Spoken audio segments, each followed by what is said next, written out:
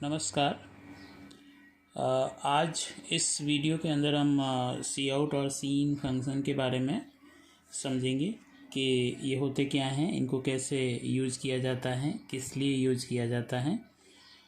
तो सबसे पहले हम बात करेंगे सी आउट के बारे में। COUT है ना, स्मॉल लेटर में लिखेंगे इसे C out. C stand for console out, output. Okay, तो सी आउट जो फंक्शन होता है आपका, इसको बेसिकली हम किसी भी C++ प्रोग्राम के अंदर, मान लीजिए किसी मैसेज को प्रिंट करवाना है उसके लिए उपयोग में लेते हैं, या किसी वेरिएबल की वैल्यू को डिस्प्ले करवाना है उसके लिए हम इसका उपयोग करते हैं। ओके, तो एक तरह से ये जो आपका सी आउट होता है, ये instance of the O stream class यानी आउटपुट स्ट्रीम क्लास का एक इंस्टेंस होता है। ओके, मैं यहाँ पर थोड़ा सा आपको लिख के बता देता हूँ कि it is the instance. Okay, instance object है ना, it is the instance of the O मतलब आउटपुट है ना, ओ स्ट्रीम, ये क्लास का नाम है आपका, ओ स्ट्रीम क्लास।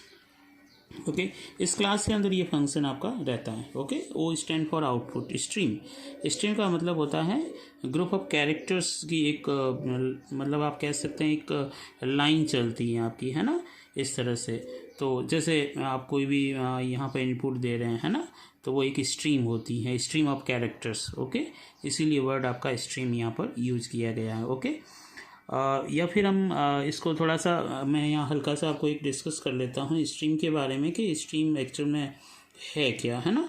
तो स्ट्रीम के बारे में कहें तो आप सिंपल ये कह सकते हैं कि stream generally refers to the stream of characters. Okay, जो कैरेक्टर्स होते हैं एक एक करके, है ना, उनका एक समूह होता है जो ट्रांसफ़र होता है आपका प्रोग्राम के बीच में और इनपुट आउटपुट डिवाइसेस के बीच में। यानी एक प्रोग्राम होगा आपका, उस प्रोग्राम के अंतर्गत और जो भी आपका इनपुट आउटपुट डिवाइसेस होंगे उनके बीच में डेटा का जो आवागमन होता है वो स्ट्रीम होता है। ओके, तो स्ट्रीम को मैं यहाँ लिख देता हूँ आपके लिए कि stream refers to the stream of characters, string of characters, ठीक है, डेटा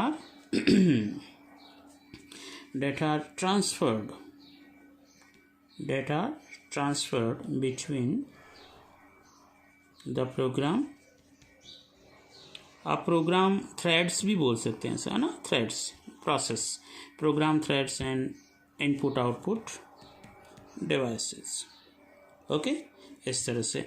तो ये हम स्ट्रिंग के बारे में आपको मैंने एक जानकारी दी। ओके, चलिए अब देखिए सी आउट काम कैसे करेगा, सिंटैक्स इसका, है ना, एक तरीका अपन यहाँ पे देख लेते हैं इस तरह से। ओके, चलिए तो देखिए इसका सिंटैक्स, सी आउट आप लिखेंगे, ये एक विशेष ऑपरेटर हो गया आपका, है ना।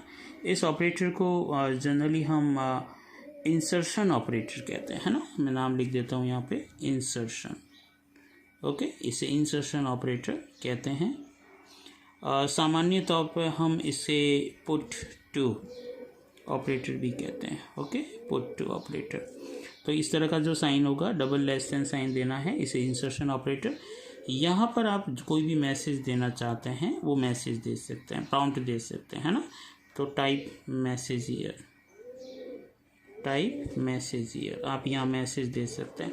ओके, आप मैसेज की जगह जैसे मान लीजिए वेरिएबल की वैल्यू लेना चाहते हैं तो यहाँ पे वेरिएबल का नाम आप लिख सकते हैं, है ना। तो उस वेरिएबल की जो भी वैल्यू होगी वो डिस्प्ले हो जाएगी आपकी। ओके, इस तरह से।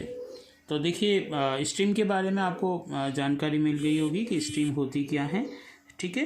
तो जनरली क्या होता है कि C++ के अंदर जो भी हम इनपुट और आउटपुट ऑपरेशन करते हैं, ठीक है ना, यानी कि जो भी हम फाइल्स और इनपुट आउटपुट डिवाइसेस के बीच में जो कम्युनिकेशन होता है, डेटा का जो आवागमन होता है, ठीक है ना, तो वहाँ पर ये स्ट्रीम क्लासेस सामान्यतः उपयोग में आती है। ओके, तो इन स्ट्रीम क्लासेस को हम ओ स्ट्रीम और आई स्ट्रीम, है ना, ये होता है। जो ओ स्ट्रीम होता है उसके अंदर सी आउट फंक्शन रहेगा आपका, और जो आपकी आई स्ट्रीम होगी उसके अंदर आपका सी इन फंक्शन रहेगा। ओके, तो सबसे पहले हम यहाँ पर सी आउट के बारे में देख रहे हैं। तो सी आउट के बारे में मैं थोड़ा सा और आपको समझा देता हूँ कि इसका वर्किंग कैसे होगा।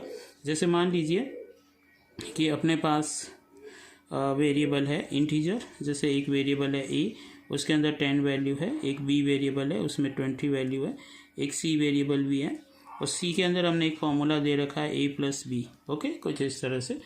अब हम यहाँ पे ये चाहते हैं कि हमारे पास जो मैसेज है वो ऐसे आना चाहिए कि एडिशन इज 30। नेचुरली 10 और 20 का एडिशन 30 होगा, तो ये मैसेज कैसे बनेगा, है ना। तो उसको लिखने के लिए सी आउट कैसे लिखते हैं, देखिए, है ना, प्रोग्राम के अंदर। तो C out insertion operator use किया, जो मैसेज है आपका वो एज इट इज़ आप यहाँ पे लिखेंगे, एडिशन इज।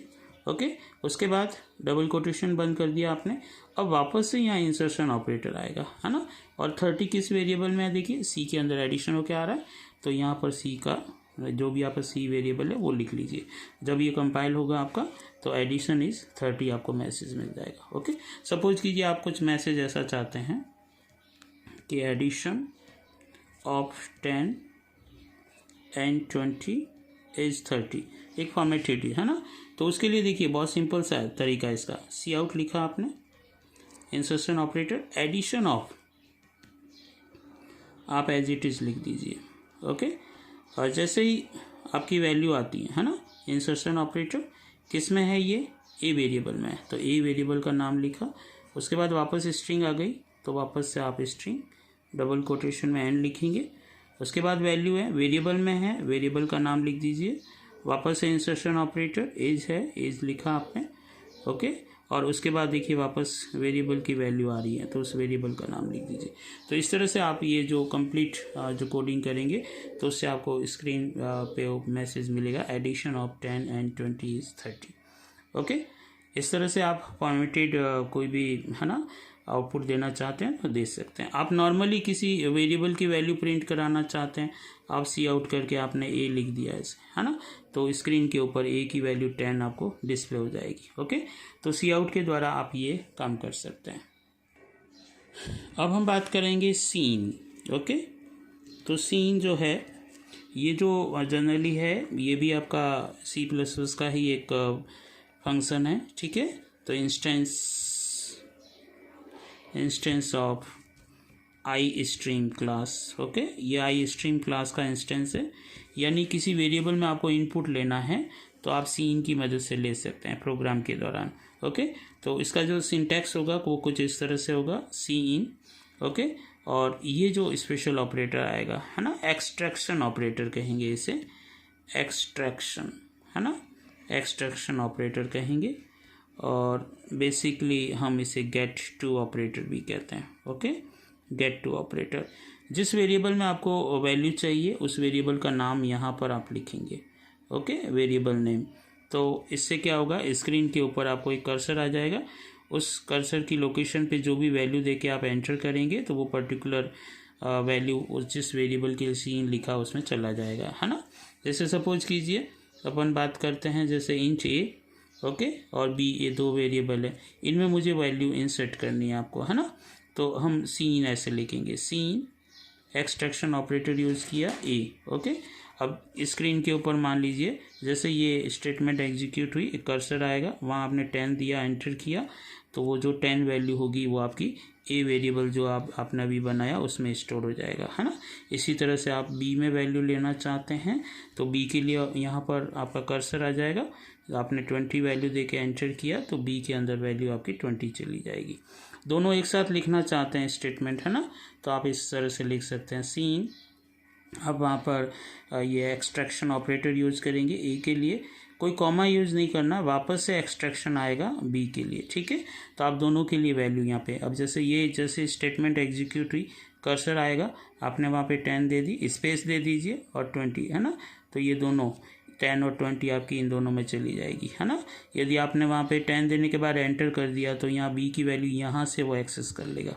ओके, तो इस तरह से सीन फंक्शन जो होता है आपका वो वैल्यू को इनपुट लेने के लिए काम में लिया जाता है। ओके, बेसिकली हम देखें तो जैसे आप लोगों ने सी लैंग्वेज में देखा होगा प्रिंटएफ फंक्शन, ओके, और एक देखा होगा स्कैनएफ फंक्शन।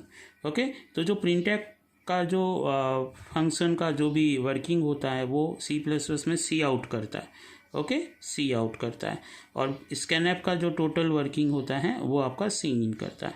ओके, तो इस तरह से आपने इस वीडियो में ये जाना है कि सी आउट फंक्शन और सी इन फंक्शन कैसे वर्क करते हैं, क्योंकि जो C++ का प्रोग्राम होगा उस प्रोग्राम के अंदर कहीं पे भी हमें ऑनलाइन वैल्यू देने की ज़रूरत पड़ी तो वहाँ पर हमें सी इन फंक्शन का उपयोग करना पड़ेगा, और कहीं पे भी कोई आउटपुट शो करना है किसी फंक्शन के माध्यम से, ठीक है ना, तो वहाँ पर हम सी आउट का यूज़ करेंगे।